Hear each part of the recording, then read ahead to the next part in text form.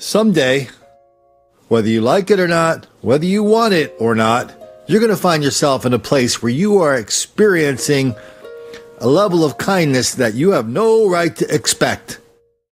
My own experience was last year in a hospital where I just met some of the kindest human beings on this planet day after day after day in the hospital, and I was just so grateful to them.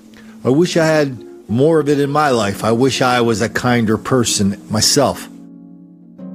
I also wish that these two older white people didn't become the victims of black on white murder because of their kindness.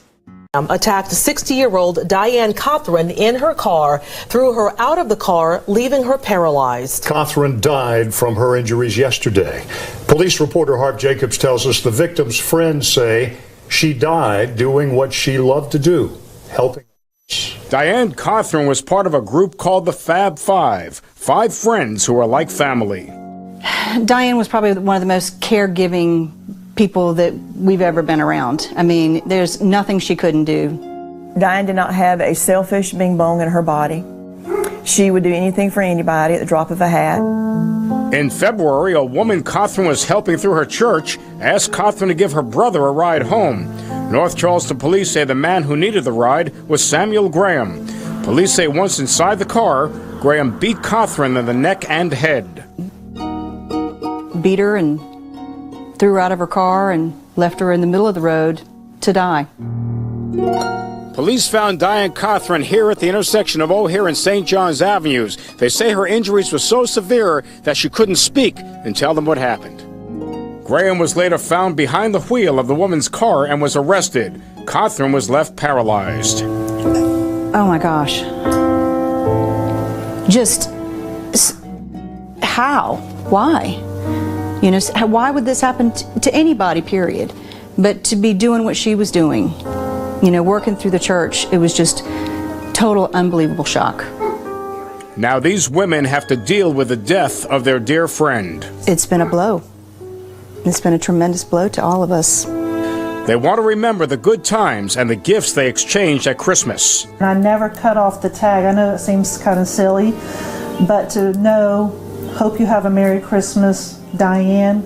I will never cut that tag off of that Christmas ornament. Samuel Graham remains behind bars, waiting to find out if the attempted murder charge will be changed to murder. Harv Jacobs, Live 5 News. Samuel Graham's rep sheet goes back to 1996. It shows several arrests for assault and possession of a stolen vehicle. Let's head on over to Las Vegas, where people still can't believe this kind, aging hippie was killed because he was on a bus asking people to be kind to one another. Be nicer to passengers. Police say that's the last thing a 74-year-old man told the woman who pushed him off a bus. Police say that victim hit his head and later passed away. News 3's Antonio Castellan joins us live from Fremont and 13th Street with the story and the arrest that followed.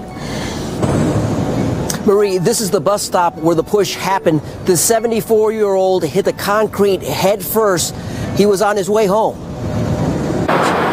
Trevor Taylor tries to hold back the tears as he remembers his 74-year-old friend, Serge Fournier.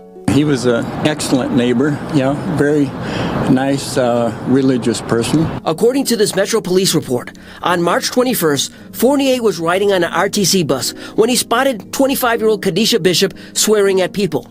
The report says witnesses heard Fournier tell Bishop to be nicer to passengers. As the 74-year-old used his walker to exit at 13th and Fremont, police say Bishop pushed Fournier forcefully with 2 hands. Fournier fell on his head. After he was pushed off the bus, he came here for a day or two, and then his pain was so great that he had to call an ambulance and went to the hospital. Fournier spent a month in the hospital before he passed away. The Clark County coroner determined he died from complications connected to the push. No matter what his age, she should not have done that. So have we ever seen Good Samaritans being taken advantage of, robbed, assaulted, murdered before? Oh yeah, that's why we're doing that story. The first one. This is not a one-off. This is not something we've never heard of before. Please, sir. I want some more. What? Please, sir. I want some more.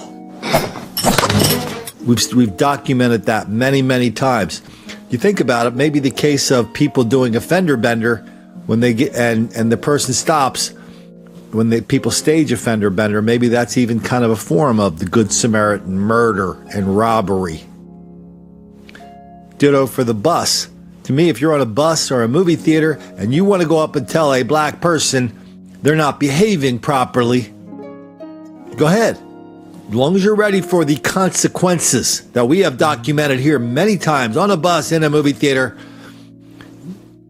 it gets very nasty very quick because black people just are not that into you. And they're not that into you coming up and telling them what to do because, as we heard from the guy who started the FUBU club for black people in Brooklyn, they asked him why he started that. He just said, well, 4 billion years of white slavery, white oppression. And so they're just not that into you. And if you don't know that, during your interactions in a car or on the bus, you just might make some black kids very angry.